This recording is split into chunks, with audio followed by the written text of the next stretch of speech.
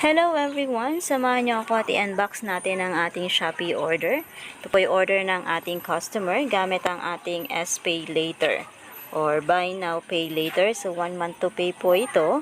So ayan po ang TV box kasi gusto ng ating customer na makapanood ng YouTube sa kanilang TV. Nakakonect sa internet. So ayan po at in-order natin sila. So, napakamura lang po ng TV box na ito through Shopee po. Kaysa bumili kayo sa mga store kasi medyo mahal. Pero ito ay mura lang po. Wala pang 600. At installment din po siya. Pwedeng 1 month, 3 months, or 6 months. So, napakaganda nitong TV box na to. Ayan po. Dual core na rin po siya. At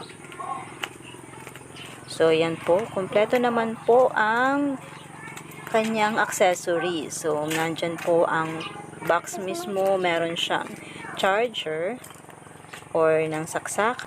At meron din po siya ng USB or HDMI connector para makonect yung TV box para ma-connect sa kanilang TV. At meron din pong remote control at manual din po. So, ayan po. At napakaganda po nito. Tinasting na po namin siya. So, legit na legit at working po siya. So, ayan po, nakakonect sa internet. So, thank you guys for watching.